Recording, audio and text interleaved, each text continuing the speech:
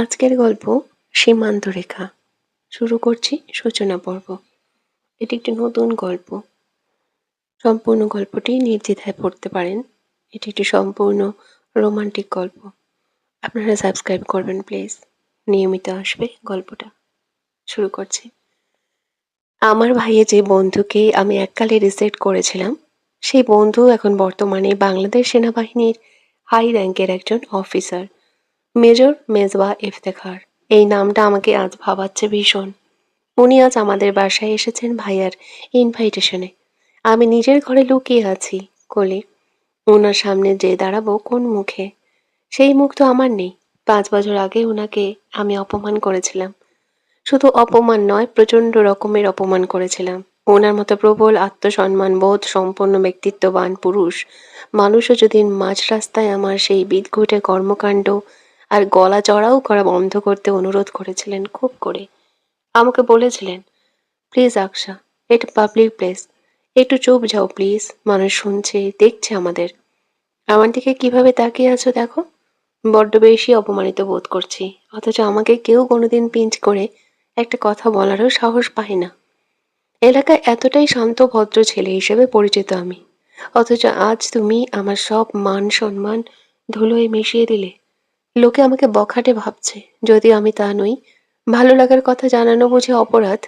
ঠিক আছে, তোমাকে আমি এই প্রথম শেষবার বললাম, আর কখনো তোমার সামনেও আসবো না। তবু দয়া করে একটু চুপ করো আকশা, সবাই আমাকে খারাপ ভাবছে। এই জটিল কথাগুলো নিজের মান সম্মানের খাতিরে উনি আমাকে অবলীলায় বলে দিয়েছিলেন। শত কাকুতি মিনতি করেও আমাকে থামাতে পারেননি। আমি তো রীতিমতো লোক জড়ো করে ফেলেছিলাম। একটা কেচ্ছা হয়ে যাচ্ছিল সেদিন। সবাই বলাবলি করছিল, এই ছেলেটা নাকি ভদ্র ভাবতাম, অথচ এই তো দেখি পথে ঘাটে মেয়েদের ডিস্টার্ব করে বেড়ায়। সেদিন ওনাকে আমার জন্যে মিথ্যে অপবাদ পেতে হয়েছিল। তখন আমি খুব ছোট ছিলাম, মাত্র 17 বছর বয়সের বাচ্চা একটা মেয়ে। সবকিছু খেলনা ভেবে নিতাম। তাই ওনার প্রপোজাল নিয়েও প্রচণ্ড হাসি তামাশা করেছিলাম। কিন্তু বড় হওয়ার পরে ধীরে ধীরে বুঝতে পেরেছি, উনি আসলে উচ্চবাচ্য করার মতো তেমন কিছুই বলেননি সেদিন আমাকে, বরং খুব ভদ্রভাবে জানিয়েছিলেন। কিন্তু আমি কি করে ফেললাম? এখন অনুতপ্ত বোধ করছি। আজ এতগুলো বছর পরে উনি আমাদের বাড়িতে এসেছেন। এর আগে অবশ্য ভাইয়ের কাছে শুনেছিলাম উনি নাকি রাজশাহী ছেড়েছেন চাকরির জন্য। কি চাকরি তা জানতাম না। আজ স্বচক্ষে দেখে নিলাম। আমি কি করব কলি? বাইরে ডাক পড়ছে আমার। যাওয়া কি উচিত হবে? আকশা ঘরের মধ্যে প্রচণ্ড উদগ্রীব হয়ে পায়চারি করছে। নখ কাটছে দাঁতে। অস্থির হয়ে পড়লে এই কাজটা করার বাজে অভ্যাস রয়েছে ওর। কলি ফোনের উপাস থেকে ঠান্ডা মাথায় বলল, বাইরে যা আকশা, একদিন না একদিন তো তার সামনেই তোকে পড়তেই হবে। সেই সাক্ষাৎকার না হয় আজই হলো। তুই যে অনুতপ্ত বোধ করছিস সেটাই যথেষ্ট। প্রয়োজন পড়লে ক্ষমাও চেয়ে নিবি। উনি আমাকে মাফ করবেন বলে মনে হয় না। আমি একটা বড় অন্যায় করেছিলাম। ওনার মতো প্রবল আত্মসম্মান বোধ সম্পন্ন ছেলের সাথে উনি কি এত সহজে ভুলে যাবেন? বাইরে গিয়ে তো দেখ আগে, হতে পারে এতগুলো বছরে সবকিছু ভুলে টুলে গেছে। তুই নার্ভাস হবি না, হাসি মুখে কথা বলবি, কেমন? আচ্ছা, তাহলে যা, গিয়ে সাক্ষাৎ করে আয়। সাক্ষাৎকার কেমন হয় এসে জানাবি আমাকে। ঠিক আছে। আকশা, ও আকশা। আকশা কলির সাথে কথা শেষ করে ফোনটা রিডিং টেবিলের ওপরে রেখেছে। তখনই ওর বড় ভাইয়ের চতুর্থবারের মতো ডাকটা শোনা গেল। আকশা জর্জের ওড়নাটা ফেলে একটা সুতির ওড়না গায়ে মাথায় ভালোভাবে জড়িয়ে রুম থেকে বের হলো। আকশার রুমের সোজাসুজি ড্রয়িং রুম, তারপরে ডাইনিং। সবাই ডাইনিংয়ে বসেছিল। মেইন কোর্স খাওয়া শেষে ডেজার্ট আইটেম চলছিল তখন। আকশা আজ দুপুরে খেতেও বের হয়নি। রুমে বসে মাকে বলে কয়ে রুমেই খাবার আনিয়ে রেখেছে। আকশা ধীর পায়ে এগিয়ে গিয়ে ড্রয়িং রুম থেকে উকি দিয়ে দেখল ওর বড় ভাইয়ের পার্শ্ববর্তী চেয়ারে মেজবা বসে আছে। আইসক্রিমের কাপে চামচখানা নাড়াচাড়া করছে। পাশে ওর বড় ভাই ইরফান মেজবাকে কি যেন একটা ব্যাপারে কথা বলছে। মেজবার ঠোঁটের কোণে সেই চিরপরিচিত একরাশ মুগ্ধকর হাসি লেগে রয়েছে। ওই হাসি দেখে আকশা এবার কিছুটা ভরসা পেল। ডাইনিংয়ে প্রবেশ করলো। ইরফান ওকে খেয়াল করে বলল, কি রে, এতক্ষণ ডাকলাম যে তোকে, কোথায় ছিলি? ঘুমোচ্ছিলাম ভাইয়া। আকশা একটু মিথ্যে বলল। মেজবাকে বুঝতে দেওয়া যাবে না। তার আসার হেতুতে অস্বস্তিতে পড়ে আকশা বাইরে আসেনি। ওর বড় ভাই এবার ওকে উদ্দেশ্য করে বলল, আকশা, এই যে আমাদের মেজবা, চিনতে পেরেছিস ওকে? দেখ ছোকরা কেমন বড় হয়ে গেছে। তিনি আজ আমাদের এই সেই ক্রিকেট লাভার মেজবা নয়। মেজবা, মেজর মেজবা আহমেদ। মেজবা, ওকে মনে আছে তোর? মেজবা এবার মুখটা উঠিয়ে আকশার দিকে তাকালো। চোখে চোখ পড়তেই আকশা বলল, আসসালামু আলাইকুম। আকশাকে অবাক করে দিয়ে মেজবা মুচকি হেসে জবাব দিল, ওয়ালাইকুম আসসালাম। বাচ্চা মেয়ে তো দেখি বড় হয়ে গেছে, ভালো আছো? আকশার চোখ একটু কাঁপলো, অগোচরে ভ্রু কিঞ্চিত কুঁচকালেও সঙ্গে সঙ্গে স্বাভাবিক হয়ে মৃদু হেসে জবাব দিল, জি আলহামদুলিল্লাহ ভালো আছি। আপনি কেমন আছেন? আলহামদুলিল্লাহ ভালো আছি। আকশার কেমন জানি বোধ হলো ও এতটাও ভালো আচরণ আশা করেনি। ভেবেছিল মেজবা হয়তো কথাই বলবে না ওর সাথে, আর যদিও বা কথা বলে তবে মুখটা বাংলার প্যাচের মতো হয়ে থাকবে। কিন্তু এ তো দেখি ঘটনা উল্টো। আকশা তবু মনে মনে খুশি হলো খুব। যাক বাবা, লোকটা তার মানে পুরনো সব ঘটনা ভুলে গেছে। ইরফানের কথায় আকশা টেবিলে বসলো, তারপর একটা আইসক্রিমের কাপ নিয়ে আইসক্রিম খেতে ব্যস্ত হলো। খাওয়ার ফাঁকে অগোচরে মাঝে মধ্যে মেজবাকে দেখতে লাগলো। লোকটা ওর দিকে আর একবারও তাকায়নি, বরং সামনে চেয়ারে যে একজন মানুষ বসে আছে সেই খেয়ালই নেই যেন। দিব্যি গল্প করে চলেছে আকশার মা আর ভাইয়ের সাথে। ইরফান মেজবাকে বলল, তোকে কত মিস করি জানিস।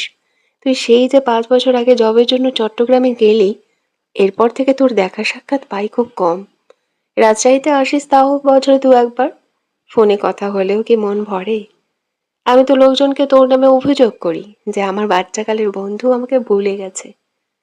ইরফানের কথায় মেজবা মুচকে হাসলো, তারপর ছোট্ট করে জবাব দিল, জবের জন্য ব্যস্ত ছিলাম অ্যাকচুয়ালি। আমাদের জব জানিসই তো কেমন, ছুটি খুবই কম পাওয়া যায়।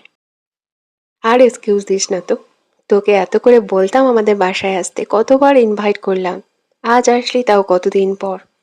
5 বছর কি কম কথা? আগে তো আমাদের বাড়িতে আসতিস অনেক। আগের সময় আর এখনকার সময়ের মধ্যে ডিফারেন্স অনেক। মেজবা এই কথাটা আকশার নিকটে গম্ভীর শোনালো বেশ। ও এবার খাওয়া থামিয়ে মেজবার দিকে তাকাতেই দেখতে পেল মেজবা ওর দিকেই কেমন অদ্ভুত ভাবে জানি তাকিয়ে আছে। আকশা একটু অপ্রস্তুত হলো, সৌজন্যতামূলক হাসিও দিল। তৎক্ষণাৎ মেজবা ওর দিকে থেকে চোখ সরিয়ে নিয়ে ইরফানের সাথে কথা বলায় ব্যস্ত হলো। আকশার মা এসা পারভিন নওভি সেমাইয়ের ডেজার্ট বোলটা মেজবার দিকে এগিয়ে দিয়ে বললেন, এটা খাও বাবা, তুমি তো তেমন কিছুই খেলে না। মিষ্টি একটু কম খাই আন্টি। মেজবা ভদ্রতার সূচক হেসে কথাটা বলতেই পাশ থেকে ইরফান বলে উঠল, হ্যাঁ মা, ও তো মিষ্টি জাতীয় খাবার কম খায়। তোমার মনে নেই আগে যখন আমাদের বাসায় আসতো তখন তুমি চা বানালে চায়ে চিনি দিতে নিষেধ করতো? আর এখন তো আরো বেশি ডিসিপ্লিনড হয়ে গেছে, মিষ্টি জাতীয় কোনো খাবারই খায় না। দেখো না এক্সারসাইজ করে বডি কেমন বানিয়েছে। ইরফান বেশ চটপটে, কথা বলে বেশি, আর এদিকে মেজবা চুপচাপ, কথা বলে কম। এক কথা বলা চলে ইন্ট্রোভার্ট পারসন। আকশা এবার সরাসরি মেজবার দিকে তাকালো, তার পরনে একটা ডিপ অ্যালমন্ড ওয়াল্ড মানি স্যাকসন কেবল পোলো টি শার্ট আর ব্ল্যাক কালার ফর্মাল প্যান্ট। বাঁ হাতে ওল্ড মানি টাইম পেস ওয়াচটা দেখতে দারুণ লাগছে।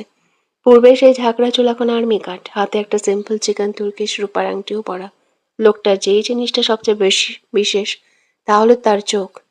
চোখের মনি হালকা সবুজ রঙের, যেটাকে হ্যাজেল চোখ বলা হয়, অ্যালমন্ড শেপ। মেজবা সেই চোখ আকশার উপর পড়তেই তড়িঘড়ি করে চোখ সরিয়ে নিল। মেজবা এবার টেবিলের ওপর থেকে ফোনটা তুলে নিয়ে পকেটে রেখে আয়েশা পারভিনকে উদ্দেশ্য করে বলল, তাহলে আন্টি, যেই কথা বলেছিলাম সেটাই কিন্তু থাকলো। আপনারা আগামী শুক্রবার আমাদের বাসায় আসছেন, সবার ইনভাইটেশন রইল কিন্তু। আয়েশা বেগম হেসে আচ্ছা বাবা বলে সম্মতি জানালেও ইরফান একটু বাধা দিয়ে বলল, তুই তো এখানে আছিস দিন 15 মতো, আমরা নয় লেট করেই যাই। হুম, লেট করা যাবে না। আন্টি কখনো আমাদের বাসায় যাননি, মামনি কিন্তু তোদের জন্য অ্যারেঞ্জমেন্ট করবেন, শিওর আসবে শুক্রবার। আমি কনফার্ম ধরে নিলাম, তুই না আসলেও সমস্যা নেই, আন্টি গেলেই হবে। ইরফান আলতোভাবে মেজবার পিঠে একটা চাপড় বসিয়ে মৃদু হেসে বলল, আচ্ছা যাব, আমরা সবাই যাব, এখন উঠি তাহলে। মেজবা উঠতেই ইরফান ওর হাত টেনে ধরে বলল, আরেকটু থাক, মাত্র তো এলি। মেজবা ঘড়িতে সময় দেখে বলল, সরি, সময় নেই হাতে, একবার ছোট মনিদের বাসায় যেতেই হবে, না হলে উনিও রাগ করবেন। আজ সন্ধ্যায় যাওয়ার কথা ছিল, এখন তো বিকাল হয়েই এসেছে, সেখানে পৌঁছতে সন্ধ্যা, তুইও চল আমার সাথে। মেজবা ইরফানকে টেনে ধরলো, ইরফান আবার না করলো না। মেজবা ওর সবচেয়ে ভালো বন্ধু, মুখে না বললে ওরা বেস্ট ফ্রেন্ড এভার। ওর সঙ্গ সহজে ছাড়ে না ইরফান, ছেলেটা ভীষণ ভদ্র ও মার্জিত। ওর সঙ্গ ইরফানে খুব ভালো লাগে, এজন্য সুযোগ পেলে ওর সঙ্গে থাকে এতগুলো বছরের বন্ধুত্বে।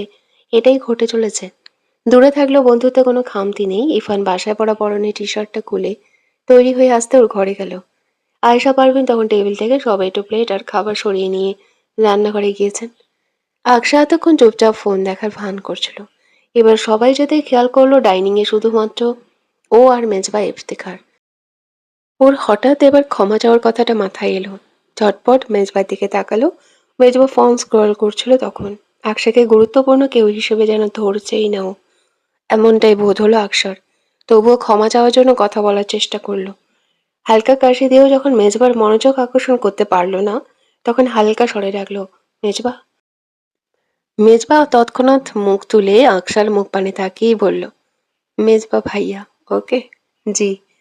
আকশা ঠিক বুঝতে পারল না, তাই প্রশ্নটা করলো। মেজবা জবাব দিল, কারেকশন করিয়ে দিলাম, বয়সে খুব সম্ভবত বছর 7 বড় হই তোমার। বড়দের কিভাবে সম্মান করতে হয় জানো না? No problem. না জানলে আমি শিখিয়ে দিচ্ছি। এখন থেকে মেজবা ভাইয়া বলে ডাকবে। বলো মেজবা ভাইয়া।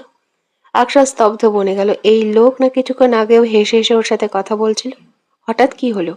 আকশা ভেবে পেল না। ওকে চুপ থাকতে দেখে মেজবা একটু ধমকানো সুরে বলল, কি হলো বলো কুইক। আকশা পারলে এখানে বাচ্চাদের মতো কেঁদে দেয়। এই 22 বছরে যে প্রত্যাশায় কখনো কেউ ওকে সামান্য ধমক তো দূর, উঁচু গলায়ও কথা বলেনি।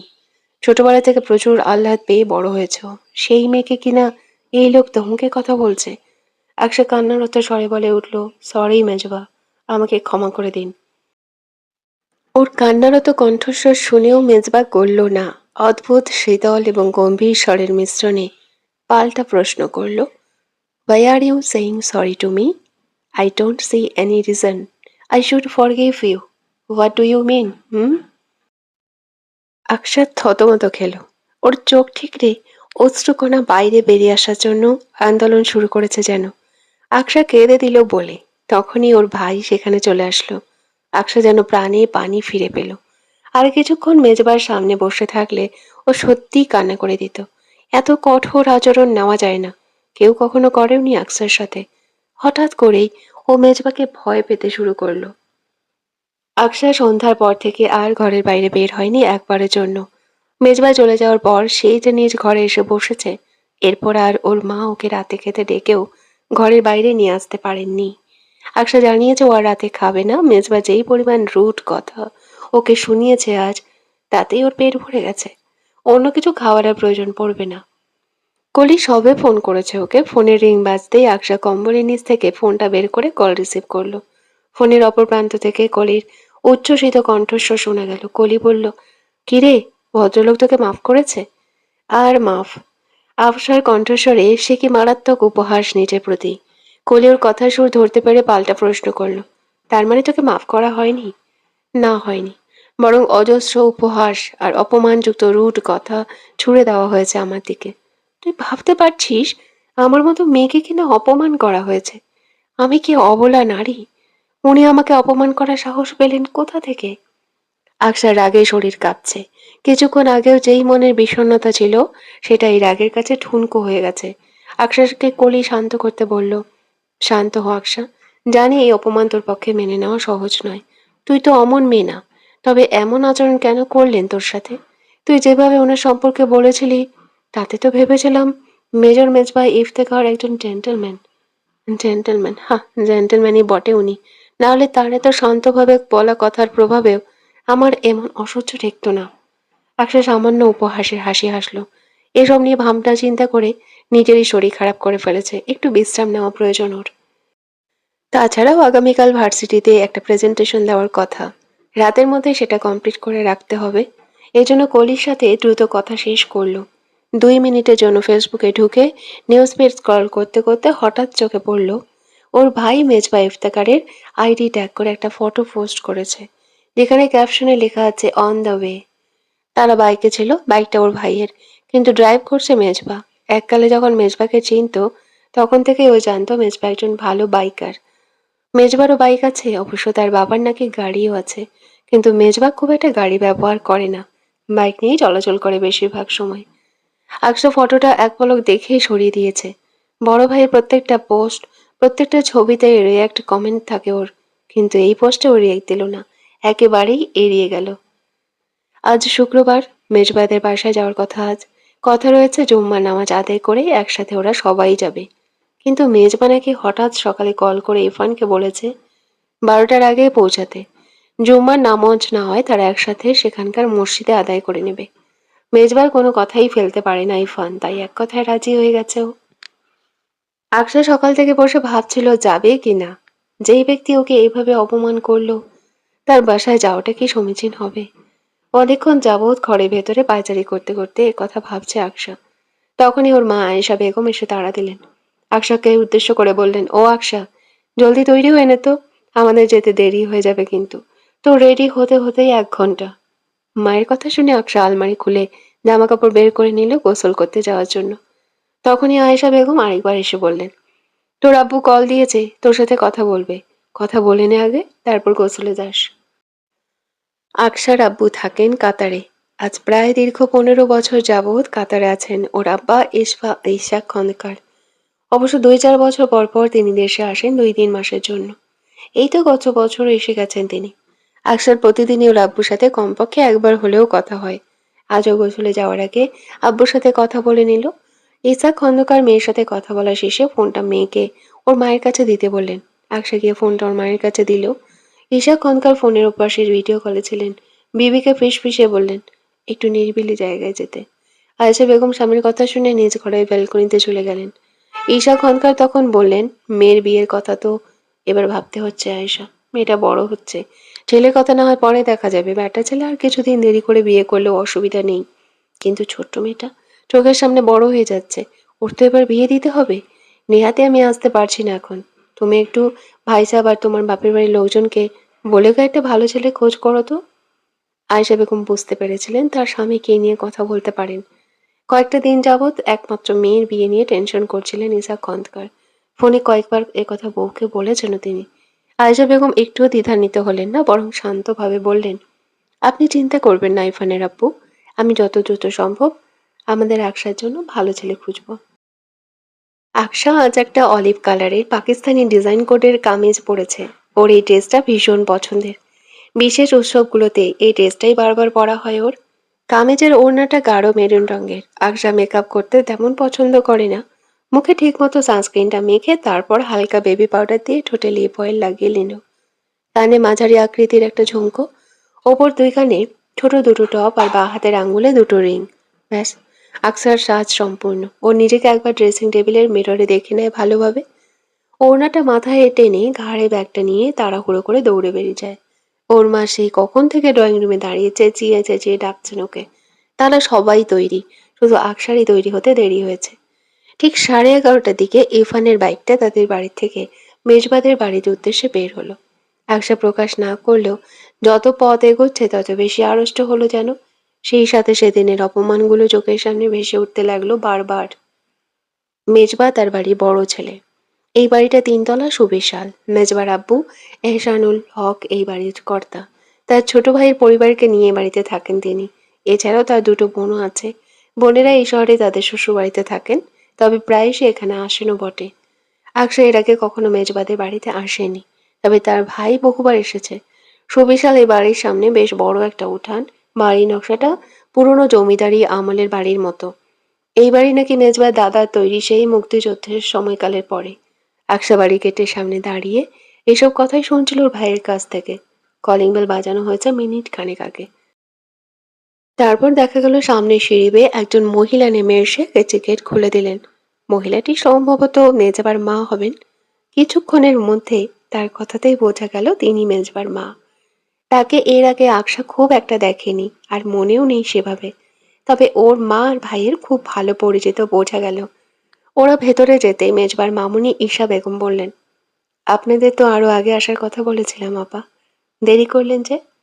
মেজবার মা অকপট রাগ দেখালেন। আয়েশা বেগম মৃদু হেসে বললেন, ওদের রেডি হতেই দেরি হয়ে গেল আপা, কিছু মনে করবেন না। আকসারা নিচতলা, এরপর দোতলা ছাড়িয়ে 3 তলায় গেল। ঈশা বেগম ওদেরকে দেখিয়ে দেখিয়ে নিয়ে যেতে লাগলেন। বললেন, আমরা পুরো পরিবার 3 তলায় থাকি। নিচের 2 তলায় ভাড়াটিয়েরা থাকে। আমাদের 3 তলায় একটাই ফ্ল্যাট, আবার বিশাল বড়। সেই ফ্ল্যাটে 7টা শোবার ঘর, প্রত্যেক ঘরে অ্যাটাচড বাথরুম, বসার ঘর, রান্নার ঘর দুটো। খাওয়া হয় এক ঘরেই।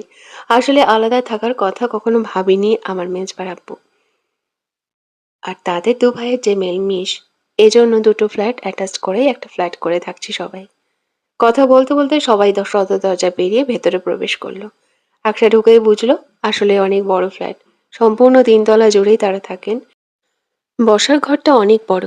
ঈশা বেগম তাদেরকে সোফায় বসতে বললে, বাড়ির সবাইকে ডাকলেন একে একে। আকশা ফোনটা হাতে নিয়ে লক খুলে ফেসবুক স্ক্রল করছিল সবে। তখনই দেখলো মেজবা একটা কালো রঙের টি শার্ট আর ব্লু ট্রাউজার পরিহিত অবস্থায় দাঁড়িয়ে আছে বসার ঘরে প্রবেশের খোলা দরজার সামনে। ওর হাত দুটো প্যান্টের পকেটে ছিল। এগিয়ে আসতে ইরফান উঠে দাঁড়ালো। মেজবা ইরফানের সাথে করমর্দন করে কোলাকুলি করে নিল। ইতিমধ্যে সেখানে একটা বছর 16 বয়সের ছেলে, একজন আকশা, এমনকি মেজবার থেকেও সম্ভবত কয়েক বছর বড় বয়সী একটি মেয়ে, আরেকটা 15 বছর বয়সী মেয়ে এসে হাজির হলো। আকশা থেকে বয়সে বড় মেয়েটার কোলে একটা বাচ্চা ছেলে। আকশা বাচ্চাটাকে দেখেই একধানে তাকিয়ে রইল। এত মায়াবী বাচ্চাটা। এমনিতেই আকশার চোখে ছোট্ট সকল শিশুরাই মায়াবী সুন্দর। ওর এই বাবুটাকে দেখে কোলে নিতে মন চাইল, তবে মুখ ফুটে বলতে পারল না। ইতিমধ্যে ড্রয়িং রুমে মেজবার ছোট চাচি ফাতেমা খাতুন এসে দাঁড়িয়েছেন। তিনি এগিয়ে এসে আকশার মায়ের সাথে কথা বলতে লাগলেন। আকশা খেয়াল করেনি, কথা বলার মাঝেও তার চোখ আকশার দিকেই ছিল। কোনোভাবেই দৃষ্টি ফেরাতে পারছিলেন না তিনি। আকশা এদিক ওদিক তাকিয়ে দেখছিল চারপাশ। পুনরায় ওর দৃষ্টি গিয়ে আটকালো সদর দরজার সামনে। মেজবা ধীর পায়ে এগিয়ে এলো।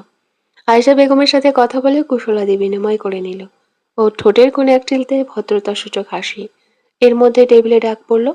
আয়েশা বেগম ইরফান আগে গিয়ে পেছনে হাত ধুয়ে টেবিলের দিকে গেল। মেজবা ওর চাচির সাথে কথা বলছিল একপাশে দাঁড়িয়ে। আকশা তখনও দাঁড়িয়েছিল সেখানে। বেসিনের কাছে মেজবার চাচাতো বড় বোন জেমি দাঁড়িয়ে। জেমি সরতেই আকশা এগিয়ে গিয়ে বেসিনের সামনে দাঁড়ালো, কিন্তু দুঃখের বিষয় হলো এই বেসিনের কলটা এমন সিস্টেমে তৈরি করা যা আকশার বোঝার বাইরে। ওদের বাসার কলটা এমন প্রকৃতির নয়, এজন্য চালু করতে অসুবিধা হচ্ছে। আকশা দাঁড়িয়ে ইতস্তত বোধ করলো, বিব্রত হলো। কেউ বিষয়টা লক্ষ্য করলে মনে মনে নিশ্চয়ই ওকে নিয়ে উপহাস করবে, না হয় বোকা ভাববে। হঠাৎ পেছন থেকে একটা শান্ত কণ্ঠস্বর শোনা গেল, এত বড় মেয়ে বেসিনের কল চালু করতে জানো না? মেজবার সুচালো কণ্ঠস্বর শুনে পেছনে ফিরে তাকালো আকশা। তার মুখ একদম স্বাভাবিক, শান্তশিষ্ট। এই বাড়ির সবচেয়ে ভদ্র ছেলেটা, যাকে সবাই পারলে মাথায় তুলে রাখে। মেজবা আকশার দিকে শান্ত চাহনিতে তাকিয়ে থেকে বলল, নেহাতি আমাদের বাসায় অতিথিদের অসম্মান করার চল নেই, না হলে। মেজবা থেমে যায়। পুনরায় পেছনে ঘাড় ঘুরিয়ে বলে ওঠে, জেমি আপু, এসে বেসিনের কলটা চালু করে দিয়ে যাও, একজন কল চালু করতে পারছে না। কথা শেষ করে মেজবা গটগট পায়ে হেঁটে চলে গেল ডাইনিং রুমের দিকে। আকশা ওখানেই ঠাই দাঁড়িয়ে রইল। মেজবা চাইলে নিজেই কল চালু করে দিয়ে যেতে পারত, কিন্তু খুবই ভদ্রভাবে কতগুলো কথা বলে চলে গেল। ভদ্রভাবে বলল, অথচ কথাগুলো সোজা গিয়ে আকশার হৃৎপিণ্ডে আঘাত করল। লোকটা আসলেই জেন্টলম্যান। খাওয়ার পর্ব শেষে গল্প আড্ডা বসেছে। মুরব্বীরা সকলে ড্রয়িং রুমে বসে সমসাময়িক বিভিন্ন বিষয়ে আলাপ করছেন। সেখানে উপস্থিত আছেন মেজবার আব্বা আম্মা, ছোট চাচা চাচি আর আকশার আম্মু। আকশাদের নিয়ে বাড়ির ছাদে এসে বসেছেন জেমি আপু। আপুর একমাত্র ছেলেটার নাম আয়ান, বয়স বছর 3 ওর। জেমি আপুর সাথে পরিচিত হওয়ার পর মাত্রই বাচ্চাটাকে কোলে নিয়েছে আকশা। ওর কোলে বসে হাতের খেলনা ঘোড়াটা নিয়ে খেলছিল আয়ান। আকশা মনোযোগ সহকারে হাসি মুখে খেলা দেখছিল ওর। জেমি আপু দুটো শতরঞ্জি বিছিয়েছেন ছাদে। আকশার পাশে বসে আছে সেই 16 বছর বয়সী ছেলে আর 15 বছর বয়সী মেয়েটা। ওদের দুজনের নাম তাহসিন রেমু। ওরা মেজবার চাচাতো ভাই বোন। জেমি আপুর আকশাকে কিছু একটা জিজ্ঞেস করতে যাচ্ছিলেন পাশ থেকে, তখনই ছাদে একজন মেয়ে এসে উপস্থিত হলো। খুবই চটপটে হাবভাব তার। এসেই পেছন থেকে জেমিকে জড়িয়ে ধরে উচ্ছ্বাসের সাথে বলে উঠল, কেমন আছো আপু? তোমাকে কত মিস করেছি জানো। জেমি গলা ঝাড়িয়ে ওকে সামনে এনে আনন্দ মিশ্রিত গলায় জিজ্ঞেস করলো, তোরা কখন এলি? এই তো সবে এসেছি। ইনিকে? হঠাৎ পাশে চোখ পড়তে আকশাকে দেখে কৌতূহলী হয়ে প্রশ্ন করলো মেয়েটি। জেমি পরিচয় করিয়ে দিল আকশাকে, বলল, আকশা, ও হলো আমাদের ছোট ফুপুর বড় মেয়ে, নাম মিহি। মিহি ওর নাম আকশা, মেজবার বন্ধুর বোন। ওদেরই আজ ইনভাইটেশন ছিল আমাদের বাসায়। মিহি স্বভাবগত খুব মিশুকে চট করে বসে গেল মাঝখানে। বাদামের ঝোলা এনেছিল হাতের মুঠোয় লুকিয়ে, সেটা জেমি আর আকশার সামনে খুলে ওদের ছুলে হাতে ধরিয়ে দিতে দিতে বলতে লাগলো, লুকিয়ে আনতে হয়েছে, জনগণ দেখলে আর একটাও ভাগে পেতাম না। ভালো কথা। মেজবা ভাইয়া কোথায় আপু? ভাইয়াকে তো দেখলাম না ড্রয়িং রুমে। ড্রয়িং রুমে নেই? না, নেই। আম্মু তো মামা মামিদের সাথে গল্প করতে বসে গেল ড্রয়িং রুমে, কিন্তু ভাইয়াকে দেখিনি সেখানে। তাহলে হয়তো ইরফানকে নিয়ে আড্ডা দিচ্ছে ঘরে। আমি গিয়ে ডেকে আনি ভাইয়াকে। সবাই আড্ডা দিচ্ছে, তারা কেন ঘরে বসে থাকবে? মিহি দ্রুত উঠে গেল শতরঞ্জি ছেড়ে। পেছন থেকে জেমি বলল, যাস না মিহি, ওই এখন এখানে আসবে না, শুধু যে যে লাভ নেই। আকসার কেমন যেন খটকা লাগলো। মেজবা এখানে আসবে না কেন? ও আছে বলে? হ্যাঁ, সেটা হতেই পারে। হওয়াটাই বরং স্বাভাবিক, কারণ পুরোটা সময় মেজবা ওর থেকে দূরত্ব বজায় রেখেছে। এমনকি গতদিনও। আজ ডাইনিং টেবিলে ওঠার পর থেকে খেতে বসেছে। এমনকি ওর মুখোমুখিও বসেনি। ওকে এড়িয়ে যাওয়ার জন্য বেসিনে কলও খুলে দিতে এগোয়নি। আকশা তো এতটুকু ভালোভাবে বুঝে গেছে যে মেজবা ওকে এড়িয়ে চলছে, ভবিষ্যতেও এড়িয়ে যাবে। এখানে ও আছে, একথা মেজবা জানে। তার মানে নিশ্চয়ই মেজবা এখানে আসবে না। এই কথাটা তো আকশা ভালোভাবেই জানে। কিন্তু জেমি আপু কিভাবে এতটা নিশ্চিত হলো? মেজবা যে আসবে না সে কিভাবে জানলো? ব্যাপারটা স্বাভাবিকভাবে নেওয়া যেতে পারত, কিন্তু কেন জানি আকশা চেষ্টা করেও স্বাভাবিকভাবে নিতে পারছে না। মনে একটা খটকা থেকেই যাচ্ছে। আকশা জেমি আপুর সাথে কথা বলছিল ওর পড়াশোনার বিষয়ে, ভার্সিটি লাইফ কেমন কাটছে সেসব নিয়ে। তখনই সিঁড়িতে খটাখট চলনের শব্দ শুনে ঘাড় ঘুরিয়ে তাকাতেই দেখলো ওর বড় ভাই আর মেজভাই এসে দাঁড়িয়েছে ছাদের দরজার সামনে। মিহি পাশে দাঁড়িয়েছিল, মেজবার এক হাত ওর দু হাতে শক্ত করে জড়িয়ে ধরে রাখা। মিহি আরো জোরে সামনের দিকে ওদের টেনে নিয়ে এসে জোরে বলতে লাগলো, দেখো আপু, ভাইয়ারা বসে দাবা খেলছিল, জোর করে টেনে এনেছি আমি। মিহিরা এগিয়ে এসে শতরঞ্জির সামনে ওদের মুখোমুখি সারিতে দাঁড়ালো। মেজবা পকেটে হাত গুজে এক কোণে দাঁড়িয়ে রইল। ইফানকে আকসার পাশে বসে পড়লো। জেমি একবার আকসাকে দেখে আরেকবার মেজবাকে দেখল। জেমির মুখ কিছুটা বিষণ্ণ, মনে হচ্ছে চিন্তিত ভীষণ। জেমি মিয়ে যাওয়া স্বরে মেজবাকে উদ্দেশ্য করে বলল, ভাই এখানে এসে বস। মেজবার হাবভাব দেখে মনে হচ্ছিল না সেখানে বসবে, তবে বড় বোনের কথা শুনে বসে পড়ল তার পাশে। আয়ান কাঁদছিল খিদে পেয়েছে বলে। আকসা ওকে জেমি আপুর কোলে দিল। মিহি সে কখন থেকে কথা বলেই চলেছে রিমু আর তাহাসিনের সাথে। ইরফান ফোন স্ক্রল করছে। আকসার চোখ স্বভাবত মাঝে মধ্যে মেজবার দিকে পড়ছে, তবে মেজবা একবারও ওর দিকে ফিরে তাকাচ্ছে না। হঠাৎ মিহি বলে উঠল, এখানে যে গল্প আড্ডা হচ্ছে তা কি বোঝার উপায় আছে? এপাশ থেকে ইরফান জিজ্ঞেস করলো, কেন, কি হয়েছে? মিহি বলল, আসরটা কেমন যেন মরা মরা লাগছে না? একটু জাঁকজমকপূর্ণ হওয়া দরকার না? দাঁড়াও, আমি আসছি। কথাটা বলে মিহি দৌড়ে উঠে চলে গেল সিঁড়ির দিকে। জেমি আয়নকে ফিডার খাওয়াতে খাওয়াতে পাশ ফিরে মেজবাকে বলল, খালামণির বাসায় তো গিয়েছিলি গতদিন, তাদের কেমন অবস্থা জানালি তো ভাই? জানালি না তো ভাই। সবাই ভালো আছে আপু। তোমার ইস্তিয়াকের কথা মনে আছে? ছোকরা এখন কত বড় হয়ে গেছে জানো?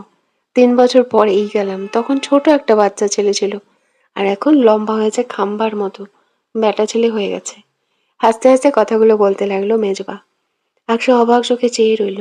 এই লোক এত সুন্দর করে কথা বলে তার ভাই বোনদের সাথে, বিশেষত জেমি আপুর সাথে বোধহয় একটু বেশি ফ্রি। মেজবার মন খুলে কথা বলা দেখেই বোঝা যাচ্ছে তাদের মধ্যে বেশ ভালো বন্ধুত্বপূর্ণ সম্পর্ক। মেজবা বোধহয় তার সকল কথা জেমি আপুকেই বলে। আকশা মুখে কিছু না বললেও ওর মনে একটা অদ্ভুত নাম না জানা অনুভূতির সঞ্চার হতে লাগলো। ও এক ধ্যানে তাকে দেখতে লাগলো মেজবা জেমি আপুর সাথে কত সুন্দরভাবে গল্প করছে হাসি মুখে। হঠাৎ কথার মাঝে আকশার দিকে চোখ পড়তেই মেজবার চোয়াল শক্ত হয়ে গেল। ও দৃষ্টি অন্যদিকে ফিরিয়ে নিল।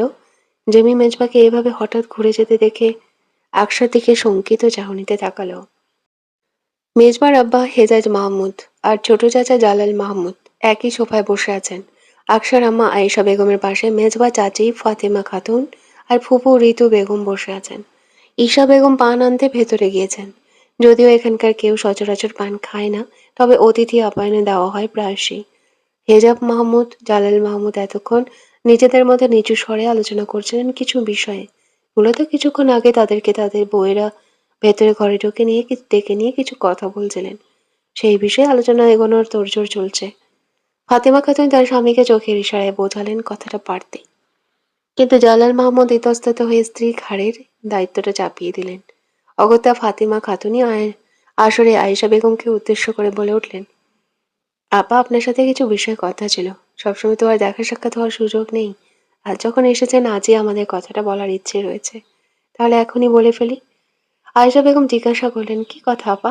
ফাতেমা খাতুন মৃদু হেসে বললেন, বড় আপা আসুক, আপা বললেই বেশি ভালো হয়। আসলে তার জন্য বেশি জরুরি তো। আয়েশা বেগম বুঝতে পারলেন না ঠিক কি বিষয়ে কথা বলতে চাইছেন তারা। মিহি যখন ছাদে ফিরেছে তখন ওর হাতে একটা গিটারটা মেজবার। সবাই জানে ওটা ওর সঙ্গী, সর্বসঙ্গী। সবসময় মেজবার সাথে এই গিটারটা থাকে। এটার সাথে অনেক স্মৃতি জড়িয়ে আছে। ক্যান্টনমেন্ট থেকে বাসায় ফেরাকালীন প্রত্যেকবারই গিটারটা সঙ্গে করে নিয়ে আসে। বোনের হাতে গিটার দেখে হতাশ হলো জেমি। বলল, গিটার কেন নিয়ে আসলি মিহি? ভাইয়া গান গাইবে তাই। মিহি এসে শতরঞ্জিতে বসে পড়ল। মেজবা একবারও গান গাওয়ার কথা বলেনি, বরং ভাবসাব দেখে মনে হচ্ছে না যে ও গান গাইবে। ও কিছুটা গম্ভীর স্বরে বলল, গিটারটা রুমে রেখে আয় মিহি, গান গাওয়ার মুড নেই এখন, আমি উঠছি। মেজবা হঠাৎ উঠতে যাবে তখনই মিহি ওকে টেনে ধরে বসিয়ে বলল, না না ভাইয়া, আজ আর তোমাকে ছাড়ছি না। গান গাইতেই হবে তোমার। অনেকদিন হলো গান গাও না। অথচ আগে তুমি প্রত্যেকবার যখন বাসায় আসতে তখনই গান গাইতে। গান গাওয়ার মুড সবসময় থাকে না। মৃদু হেসে অথচ গম্ভীর গলায় বলা কথাটা কিসের ইঙ্গিত করলো তা ঠিক বোঝা গেল না। শুধু কথাটা শোনা মাত্র আকশা মেজবাকে একবার আর চোখে দেখল। পাশ থেকে ইরফান ওকে অনুরোধ করে বলল, তুই তো একসময় আমাদের ক্যাডেট কলেজ লাইফে অনেক গান গাইতিস দোস্ত। আমাদের গ্রুপে একজনই বেস্ট সিঙ্গার আছে, সেটা তুই। শুনেছি ক্যান্টনমেন্টে যাওয়ার পরে অবসরে প্রায়শই তোর গান গাওয়া হতো। গান গাওয়া তো তোর প্যাশন, তাহলে আজ সবার অনুরোধে গাইতে কি অসুবিধা? প্লিজ দোস্ত। ওপাশ থেকে এবার জেমি আপুও বললেন, একটা দিন তো ভাই। জেমি আপুর কথা শুনে অবশেষে গিটার হাতে নিল মেজবা। ধীরে ধীরে গিটারের সুর উঠল। মেজবা চোখ বুজে গাইতে লাগলো, তীর হারাই ঢেউয়ের সাগর পাড়ি দেবে। আকশা মুগ্ধ। এত সুন্দর কণ্ঠস্বর, এত সুন্দরভাবে কেউ এই গান গাইতে পারে? অন্তর থেকে না আসলে এই গান এত সুন্দরভাবে গাওয়া যায় না। শুনেই বোঝা যাচ্ছে মেজবা গান নিয়মিত গায়, ওর গানের কণ্ঠ মারাত্মক।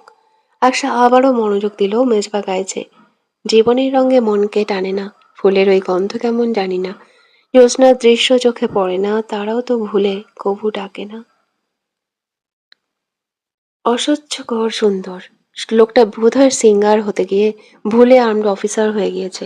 এ পর্যায়ে এসে আকসার মনে হলো মেজবার কি বুক ভার হয়ে আসছে। মেজবা কি অনেক বেশি যন্ত্রণা ভেতরকার হাহাকার নিয়ে গানটা গাইছে? না হলে একটা গান এতটা বেদনাদায়ক মধুর কেন শোনাবে? এর আগেও তো বহুবার স্কুলের সাংস্কৃতিক অনুষ্ঠানে এই গানটি শুনেছে মেজবা। কই কখনো তেমন অনুভূতি হয়নি। হঠাৎ করে আকশা বোধ করলো গানটি আজ অনেক কথা বলে দিতে চাইছে, যেন যেন মেজবার ভেতরকার যন্ত্রণা উপলব্ধি করাতে চাচ্ছে। মনে হচ্ছে যেন মেজবার জীবনে অনেক সংগ্রাম, অনেক বেশি হাহাকার। মানুষ কি তার জীবনের সকল দুঃখ কষ্ট যন্ত্রণা গানের মাধ্যমে উন্মুক্ত করে দিতে পারে? আকশার বাসায় আজ কলি এসেছে। হঠাৎ কলিকে নিজ বাড়িতে বলা নেই কওয়া নেই উপস্থিত হতে দেখে আকশা অবাক হলো বেশ। ওকে সোফায় টেনে বসে জিজ্ঞেস করলো, তুই হঠাৎ? কেন আসতে পারি না? অবশ্যই আসতে পারিস, কিন্তু না বলে কই তো কখনো আসিস না। তাছাড়াও তোকে তো দূরবীক্ষণ দিয়েও সহজে খুঁজে পাওয়া যায় না। তাই এমন অচানক দেখে অবাক হলাম। কলি বলল, আসলে আমাকে আন্টি ডেকেছে। আন্টি ডেকেছে মানে? আম্মু কেন তোকে ডাকবে? আন্টি কল দিয়েছিল আমাকে, বলল কি একটা জরুরি কাজ আছে, আমাকে আসতেই হবে, তাই সকাল সকাল চলে এলাম। কারণটা কি? আকশা পুরো কথা শেষ করার আগেই আয়েশা বেগম ড্রয়িং রুমে এসে কলিকে দেখে বললেন, ও তুই চলে এসেছিস মা, বস, আমি চা নাস্তা নিয়ে আসি। আয়েশা বেগম রান্নাঘরে চলে গেলেন। আকশা কলির কাজ ঘেঁষে ফিসফিসিয়ে বলল, কেন ডেকেছে আম্মু তোকে? কারণটা তো জানি না, আন্টি বলল আসার পরে জানাবে। তোকে তো আম্মু কখনো এভাবে কল দিয়ে রাখে না, তাই ব্যাপারটা কেমন অদ্ভুত ঠেকছে। আকশা চিন্তায় পড়ল, কি এমন কাজ যার জন্য এমন জরুরি তলব। এরই মধ্যে আয়েশা বেগম ড্রয়িং রুমে আসলেন চা নাস্তা নিয়ে। টি টেবিলের উপর চেয়ে রেখে সামনে সোফায় বসলেন। কলিকে জিজ্ঞাসা করলেন, তারপর বল মা, দিনকাল কেমন চলছে? আলহামদুলিল্লাহ ভালো আন্টি। তোমরা সবাই কেমন আছো? এই তো আছি ভালো। তোর বাসার সবাই কেমন আছে? সবাই ভালো আছে। আয়েশা বেগম চায়ের কাপে চিনি মিশিয়ে চামচ নাড়াতে নাড়াতে বললেন, তোর সাথে কিছু কথা ছিল মা। জি আন্টি বলো, কি কথা? আমাদের বাসায় আজ মেহমান আসবে বুঝলি, আমার আকশাকে দেখতে আসবে। এখন কথা হচ্ছে, আকশার তো আর কোনো বোনও নেই যে ওর পাশে থাকবে এই সময় বা ওকে সাহায্য করবে। ওর কাছের মানুষ বলতে তুই আছিস, ওর সাথে থাকিস সব সময়, ওকে বুঝিস ভালোভাবে। তুই একটু আজকের দিনটা আমাদের এখানে থেকে জানা মা। বিকালে বাসায় চলে যাস, আমাদের আত্মীয় স্বজনেরা বিকালের আগে আসবেন কজন। কিন্তু এখানে তো বলতে গেলে আমি একা মানুষ, ইরফানের আব্বুও নেই দেশে। একা হাতে সবকিছু সামলানো একটু কষ্টকর হয়ে যাবে। তুই আকশার সাথে থাকলে তবুও সাহায্য হতো কিছু। মিহি এবার নড়ে চড়ে বসে বলল, ও এই কথা আন্টি, কোনো সমস্যা নেই। আমি তো ভাবতেই পারিনি আকশাকে দেখতে আসবে আজ। আপনি চিন্তা করবেন না, আমি আকশার সাথে থেকে ওকে তৈরি করিয়ে দেব। সবকিছু ঠিকঠাক মতো হবে, নিশ্চিন্ত থাকুন। আয়েশা বেগম একটু চিন্তামুক্ত হলেন। গতকাল থেকে এই চিন্তায় রাত তার রাতের ঘুম হারাম হয়ে গেছে। তার আত্মীয়রা বেশিরভাগ সবাই দূরে। তেমন কেউ কাছাকাছি নেই যে জরুরি তলবে এসে তাকে সাহায্য করতে পারবে। আয়েশা বেগম সকালেই ইরফানকে বাজারে পাঠিয়েছেন। ইরফান আসলে তিনি রান্নার কাজ শুরু করে দেবেন। আয়েশা বেগম কলিকে বললেন, তাহলে তুই ওকে নিয়ে ঘরে যা মা, দুপুরে পর এটি করিয়ে দিস। আকশা পুরো ঘরময় পায়চারি করছে আর দাঁতে দাঁত নখ কাটছে। কলি বিছানার উপর বসে একটার পর একটা বিস্কুট খাচ্ছিল। আকশাকে চিন্তিত দেখে প্রশ্ন করলো, তোর কি হয়েছে দোস্ত? এমন দার্শনিক হয়ে গিয়েছিস কেন? কলির প্রশ্ন শুনে আকশা চট করে এসে বিছানার উপরে বসলো। ভাবছি। কি ভাবছিস? আমাকে হঠাৎ দেখতে আসবে কেন? দেখতে কেন আসে তুই জানিস না? জানবো না কেন? অবশ্যই জানি, তবে কথা হচ্ছে এমন হুট করে হচ্ছে কেন সবকিছু? আম্মু তো আমাকে আগে কিছু বলেনি। তার হাবভাব দেখেও কোনো কিছু আন্দাজ করতে পারিনি। একদম স্বাভাবিক ছিল, কিন্তু কারা দেখতে আসছে, ছেলে কে, এসব কিছুই তো জানি না। কলি বলল, তুই বরং এক কাজ কর, আন্টিকে গিয়ে জিজ্ঞাসা কর। আকশা কপট বিরোধ করে বলল, ধুর কি যে বলিস না, আম্মুকে কি এসব কিছু জিজ্ঞেস করা যায়? কি না কি ভেবে বসবে। তাহলে আর কি করবে, ওয়েট কর, বিকালে তো পাত্রপক্ষ আসছে, তখনই না হয় দেখে নিস। পাত্রপক্ষের কথা শুনে আকশার স্বাভাবিক মুখ কিঞ্চিত বিবর্ণ হয়ে উঠল। ও বিড়বিড় করে কি যেন বলল, কিন্তু সেসব কথা কলির কান অবধি পৌঁছালো না। দুপুরে খাবার খেয়ে আধ ঘন্টা খানিকের মতো বিশ্রাম নিয়ে কলি তাড়াহুড়ো করে আকশাকে তৈরি করতে শুরু করেছে। এমনিতে আকশা নিজেই খুব ভালো শাড়ি পরতে পারে, তবে আজ কলি ওকে শাড়ি পরতে সাহায্য করলো। তাড়াহুড়ো করা হচ্ছে খুব, মেহমান নাকি আর তার আধ ঘন্টার মধ্যেই চলে আসবে। আকশা দাঁড়িয়েছিল, কলি ওর শাড়ি কুচি ঠিক করে দিচ্ছিল বসে, তখনই ইভান বাইরে থেকে দরজায় নক করলো। ভাইকে দেখে আকশা ভেতরে আসতে বলল। ইভান ভেতরে প্রবেশ করতেই দেখলো ওর হাতে একটা বেলি ফুলের খোঁপার গাছরা। সাধারণত ইরফান প্রায়ই তার ছোট বোনকে ফুল কিনে দেয়। মানুষ প্রেমিকের কাছ থেকে ফুল পাওয়ার জন্য ছটফট করে, এদিকে আকশা তার ভাইয়ের নিকট হতে ফুল পাওয়ার জন্য মুখিয়ে থাকে। অন্যদিন ফুল দেখলে খুব বেশি উচ্ছ্বসিত হয় ও, চট করে ভাইকে জড়িয়ে ধরে, আই লাভ ইউ ভাইয়া বলে দিত। তবে আজ সেসব কিছুই ঘটল না। আকশার মুখে বলিরেখার ন্যূনতম কোনো পরিবর্তন ঘটল না, বরং মুখ আগের মতোই নীল বিবর্ণ হয়ে রইল। ইরফান ড্রেসিং টেবিলের ওপরে ফুলের গাছরা রেখে কলিকে উদ্দেশ্য করে বলল, বনুকে ফুলের গাছরা পরিয়ে দিও তো কলি, আর মুখে বেশি প্রসাধনী ব্যবহার করো না। আমার বোনকে ন্যাচারালি ভালো লাগে। ইরফান কলিকে বুঝিয়ে শুনিয়ে দিয়ে ঘরের বাইরে যাওয়ার জন্য পা বাড়াতেই আকশা পেছন থেকে ডাক দিল ভাইকে। ইরফান পেছনে ফিরে তাকাতেই আকশা ওকে জিজ্ঞাসা করলো, হঠাৎ আমাকে দেখতে আসছে কেন? ইরফান একটু ইতস্তত করে বলল, আসলে তাদের একটু তাড়া আছে আকশা, এই জন্যই সবকিছু তাড়াহুড়ো করে হচ্ছে, নাহলে আমরা সময় নিতাম। কারা দেখতে আসছে? সে তো আসলেই দেখতে পাবি। ইরফানের ঠোঁটের কোণে মুচকি হাসি, বোঝা গেল ও এখনই কিছু বলতে চাইছে না, তবে এই বিষয়টা নিয়ে ভীষণ খুশি। তখনই ইরফানের ফোন বেজে উঠল। ও ফোন বের করে হাতে নিয়ে স্ক্রিনে দেখে বলল, এই তো আব্বু কল দিয়েছে, নে তুই আগে কথা বল। আকশার হাতে ফোন ধরিয়ে দিয়ে ঘরের বাইরে চলে গেল ইরফান।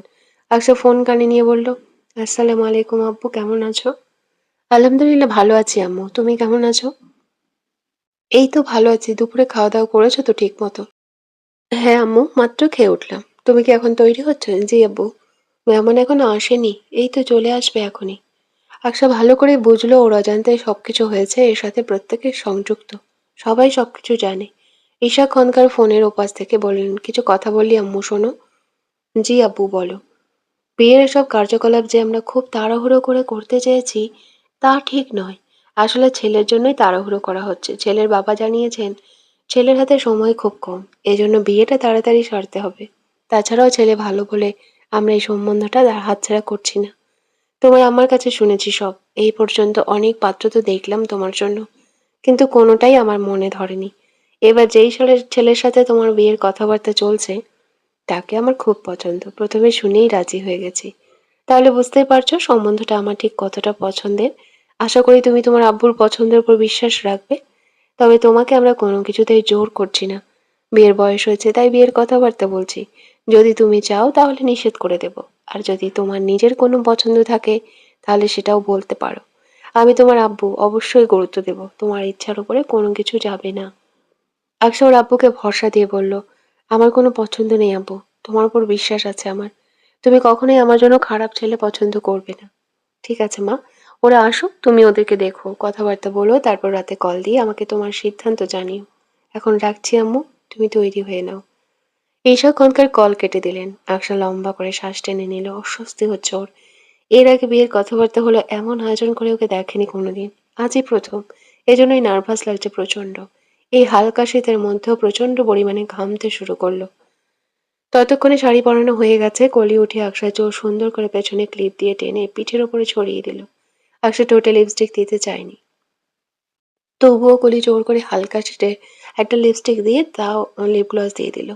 তখনই দরজার বাইরে থেকে আকশার খালা রেশমি খাতুন ডাক দিলেন, ও আকশা, চলে আয় মা, ওরা চলে এসেছে। বাইরে মোটামুটি লোক সমাগম বোঝা গেল। ইতিমধ্যে আকশার চাচা চাচি, ফুপু আর মামা খালারা চলে এসেছেন। কলি আকশাকে নিয়ে বাইরে গেল। কয়েক কদম এগিয়ে ডাইনিং এর পাশ কাটিয়ে ড্রয়িং রুমে প্রবেশ করলো ওরা। আকশা এতক্ষণ মুখ নুইয়ে রেখেছিল। ধীরে ধীরে অস্বস্তি জড়িত মুখটা তুলে সামনে সোফা দিকে তাকাতেই চমকে উঠল। মেজবার পরিবারের সকলে বসে আছে সোফায়। মেজবা তার বাবার পাশে বসা। ওর দৃষ্টি হাতে থাকা ফোনের দিকে, কোনো দিকে তাকাচ্ছে না। মুখের প্রতিক্রিয়া কিছুই বোঝা যাচ্ছে না, একদম স্বাভাবিক। তবে আকশা শকড হয়েছে এখানে মেজবাকে দেখে। একদমই আশা করেনি লোকটাকে। ও বিড়বিড় করে বলল, মেজবা ইফতেখার এখানে? মেজবার সাথে আকশার বিয়ের কথাবার্তা চলছে। অবিশ্বাস্য ব্যাপার। আকশা বসে আছে মেজবার চাচি ফাতেমা খাতুনের পাশে। মেজবার মামুনি আকশার আম্মুর সাথে কথাবার্তা বলছেন, বাকিরা সবাই আলাপ আলোচনা করছেন। আকশা আর চোখে একবার বিপরীত পাশে সোফায় বসা ফোনে মগ্ন ব্যক্তিকে দেখছে। আকশা এখনো মাথায় ঢুকাতেই পারছে না যে মেজবার পরিবার ওকে দেখতে এসেছে। ওর সবটা ভ্রম বলে মনে হচ্ছে। কি একটা বিভ্রান্তিকর পরিস্থিতি। নিশ্চিত হওয়ার জন্য আকশা অগোচরে নিজের বাঁ হাতের কবজিতে একটা চিমটি কাটতে জোরে আউচ শব্দ করে উঠল। না, তার মানে ব্যাপারটা সত্যিই ঘটছে। এতক্ষণের আলোচনায় মেজবার আব্বু আকশার মামাকে বললেন, ভাই, আমাদের ছেলে তো সপ্তাহ দুয়েক বাদে ক্যান্টনমেন্টে চলে যাবে। তাই আমরা চাচ্ছিলাম আপনাদের মেয়েটাকে আমাদের ঘরের বউ করে দু একদিনের মধ্যেই নিয়ে যেতে। অ্যারেঞ্জমেন্ট তাড়াহুড়োয় কেমন হবে আন্দাজ করতে পারছি না। তবে আকশা মাকে নিয়ে আমরা একেবারেই উঠিয়ে নিয়ে যাব। আকশা একের পর এক চমক পাচ্ছে। প্রথমে মেজবার সাথে বিয়ের কথাবার্তা, এখন আবার একবারে উঠিয়ে নিয়ে যাওয়া। আকশার মাকে ইতস্তত দেখে তার পাশ থেকে ঈশা বেগম তার কাঁধে হাত রেখে ভরসা দিয়ে বলেন, বুঝতে পারছি আপা, সিদ্ধান্ত নেওয়াটা আপনার জন্য একটু কঠিন, অবশ্য হওয়াটাই স্বাভাবিক, একমাত্র মেয়ে তো। তবে আপনি কোনো চিন্তা করবেন না। আকশার বিয়ের পর এই বাড়িতে যাতায়াত থাকবে সব সময়। মেজবা ক্যান্টনমেন্টে চলে যাওয়ার পর আকশা এখানে আপনার কাছে এসেই থাকলো না হয়। আপনার একা থাকতে হবে না। মেয়েটাকে আমাদের দিয়ে দেন আপা, কথা দিচ্ছি ওকেও কখনো সামান্য মন খারাপ করেও থাকতে দেব না। খুব ভালো থাকবে ও। আমি যতদিন বেঁচে আছি ততদিন ওকে কোনো কষ্ট ক্লেশ করতে হবে না। এরপর সংসার ওর হাতে দিয়ে যাব। আয়েশা বেগম বললেন, আপনারা বসে সবাই গল্প করুন আপা, আমি মেয়েকে নিয়ে ওর সাথে একটু কথা বলে আসি। আকশাকে ইশারায় ডেকে ভেতর ঘরে নিয়ে গেলেন আয়েশা বেগম। ঘরে দরজা ভেজিয়ে নিয়ে নিচু স্বরে ওকে বললেন, বুঝতেই তো পারছো মা, সবকিছু কত তাড়াহুড়োই হচ্ছে। যদি সময় থাকতো তাহলে আমি তোমাকে সিদ্ধান্ত নেওয়ার জন্য ভাবার সময় দিতে পারতাম, কিন্তু এখন হাতে সময় একদমই কম। বিয়ের তো পাকা কথা আজই হতো। এই বিয়েতে তোমার আব্বুর আমার সম্মতি শুরু থেকেই আছে। তবে জানতাম না এত তাড়াহুড়োই বিয়ে হতে পারে। ভেবেছিলাম এক দুদিন সময় পাবো, কিন্তু তারা আজ একেবারে মেজবাকে নিয়ে এসেছে আংটি পরিয়ে দিয়ে যাবে বলে। তোমার আব্বুর সাথে তো নিশ্চয়ই তোমার কথা হয়েছে। দেখো, মেজবার মতো ভালো ছেলে কিন্তু আর হাজার খুঁজলেও সহজে পাওয়া যাবে না। কপাল করে এমন ভদ্র শান্ত নিষ্ঠ ছেলেকে স্বামী করে পাওয়া যায়। এখন তোমার কি মতামত বলো। আকশা এখনো অনুভব করতে পারছে না ওর সাথে কি সব হচ্ছে। মেজবা কেন রাজি হলো এই বিয়েতে? মেজবা তো রাজি হওয়ার কথা নয়। অথচ তাকে দেখে একটু বোধ হলো না যে এই বিয়েতে অমত করেছে। এমনকি রাজিও যে আছে সেটাও ঠিক বোঝা যাচ্ছে না। বোঝার কায়দা নেই। মেজবার সাথে কথা বললে অন্তত বুঝতে পারতো, কিন্তু সেটাও এই মুহূর্তে সম্ভব নয়। যত দ্রুত সম্ভব সিদ্ধান্ত জানাতে হবে। আকশা পড়েছে দোটানায়। তখনই চোখ বুজে ওর আব্বুর বলা কথাগুলো স্মরণ করলো। আকশার আব্বু তার জন্য কোনো খারাপ ছেলে পছন্দ করবেন না, এতটুকু বিশ্বাস আকশার আছে। আর মেজবা তো এই যুগের হিসেবে শতভাগ ভালো ছেলে। আজ অবধি কেউ আর একটা দুর্নাম অবধি করতে পারেনি। মেজবার কোনো খারাপ অভ্যাসও আগে পরে কোনোদিনই আকশার চোখে পড়েনি। পুরোনো ঘটনা আর কেই বা মনে রাখে? মেজবা নিশ্চয়ই মনে রাখেনি। আকশার মনেও মেজবার জন্য কিঞ্চিত অনুভূতি আছে। একথা মনকে জিজ্ঞাসা করে অস্বীকার করতে পারল না। শেষমেশ নানান দোনমনে করে অবশেষে আকশা ওর মাকে বলল, জি আম্মু, আমি এই বিয়েতে রাজি আছি। এক নিঃশ্বাসে চোখ বুজে কথাটা বলে ফেলল আকশা। আয়েশা বেগম তা শুনে শুকর আলহামদুলিল্লাহ বলে বাইরে ছুটলেন। মেজবার জন্য জরুরি তলবে সোনার দোকানে আংটি আনতে পাঠিয়েছিলেন ভাইকে। তাকে কল করে দ্রুত আসতে বললেন আর কলিকে পুনরায় ঘরে পাঠিয়ে আকশাকে আরেকবার পরিপাটি করে দিতে বলে গেলেন। আকশার ছোট মামা খুব তাড়াহুড়ো করে ফিরেছেন। আজই যে আংটি বদল হবে এই বিষয়টা আগে থেকে কেউই জানত না। এমনকি পরিপূর্ণ সিদ্ধান্তে পৌঁছানো হয়নি এর আগে। ঘণ্টাখানেক আগেই দুই পরিবার আলোচনা করে সিদ্ধান্তটা নিয়েছে। মেজবার আঙ্গুলের মাপ নিয়ে আংটি কেনা হয়েছে। আকশা ডাক পড়ল ড্রয়িং রুম থেকে। ও একদম চুপচাপ, কোনো কথা বলছে না, কারো দিকে তাকাচ্ছেও না। মনে মধ্যে অজস্র দ্বিধাদ্বন্দ্ব চলছে, তবে কাউকে মুখ ফুটে কিছু বলতেও পারছে না। বলবেই বা কিভাবে? সবকিছু এতটাই তাড়াহুড়ো হচ্ছে যে আকশা নিজেই দ্বিধায় পড়ে গেছে।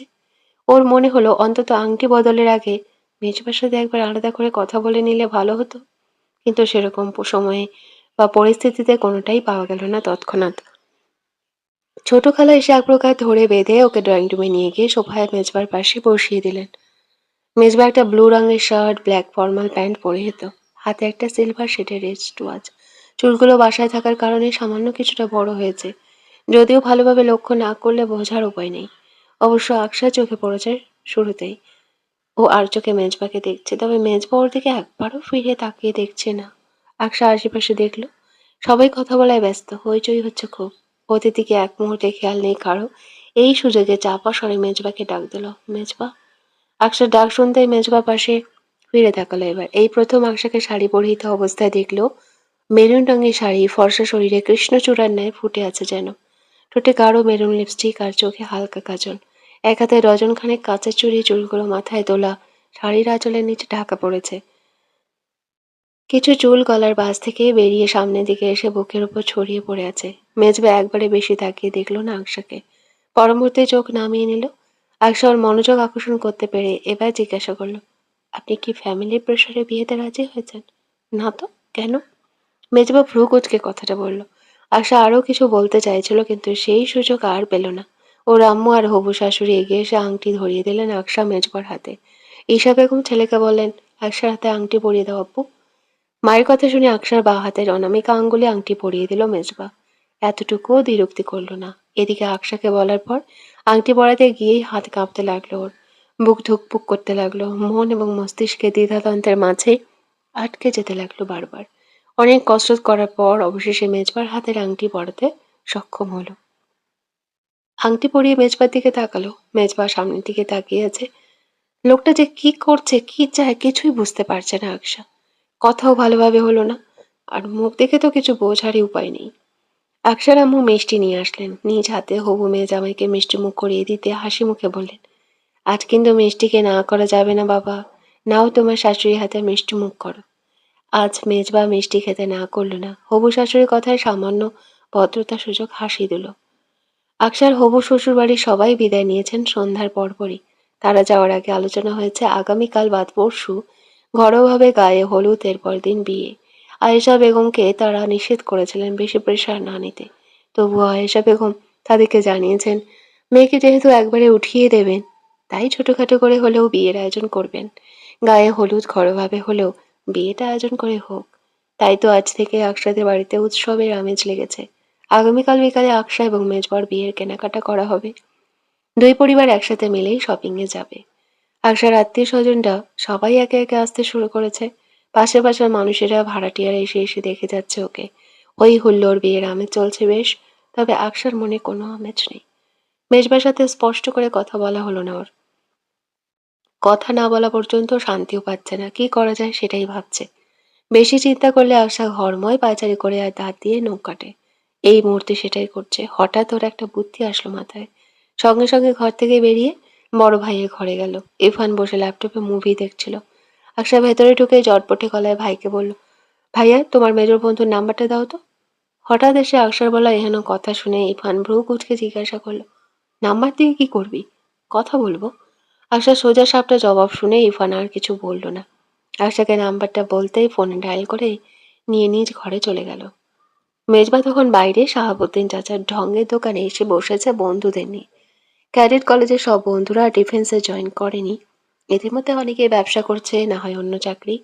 মেজবা রাজশাহী ফিরলে বন্ধুদের সাথে বেশি সময় কাটায়। আজ সন্ধ্যায় বাসায় আসা মাত্রই এক বন্ধু কল দিয়ে পুরনো আড্ডা স্থলে যেতে বলল। মেজবা সঙ্গে সঙ্গে এখানে চলে এসেছে। বন্ধুদের সাথেই নানান কথাবার্তা হাসি ঠাট্টা চলছিল। মেজবার বিয়ের কথা শুনেছে ওরা, ওদেরকে ইনভাইট করা হয়েছে। মেজবা বিয়ে করছে বলে ওরা ওকে খ্যাপাচ্ছিল। বন্ধু মহলে এখনো পর্যন্ত একমাত্র মেজবা আর ইরফানই সিঙ্গেল। এবার তো মেজবারও বিয়ে হয়ে যাচ্ছে। রাকিব ওকে বলল, দোস্ত তুই তো গেলি রে, দিল্লির লাড্ডু খেলেই বুঝতে পারবি জীবনটা কতটা বেদনাময়। আমরা খেয়ে এখন পস্তাচ্ছি। আসরের মাঝে হাসি রোল পড়ল মেজবা বন্ধু মহলে। বরাবরই একটু চুপচাপ ভদ্র স্বভাবের ও এই বিষয়ে তেমন কোনো কথা বলল না। হঠাৎ মেজবার ফোনে রিংটোন বেজে উঠতেই ও ফোন বের করে দেখলো আননোন নাম্বার থেকে কল এসেছে। এখানে হই হল্লা হচ্ছিল বলে উঠে কিছুটা দূরে নির্জন জায়গায় গিয়ে কল রিসিভ করে জিজ্ঞাসা করলো, কে? আসসালামু আলাইকুম, আমি আকশা বলছিলাম। ওয়ালাইকুম আসসালাম, জি বলো। আপনার সঙ্গে কিছু কথা ছিল, বলে ফেলো। দেখা করা যাবে আপনার সাথে? সামনাসামনি বললে বেশি ভালো হতো। আপনি কি দেখা করতে পারবেন আগামীকাল? Yeah sure. কোথায় দেখা করবে সেটা আকশা বলে দিল। মেজবা ওকে বলে কল কেটে দিল। মেজবার কণ্ঠস্বর তো স্বাভাবিকই মনে হলো আকশার কাছে। তাহলে কি মেজবা স্বেচ্ছায় বিয়েতে রাজি করেছে, রাজি হয়েছে?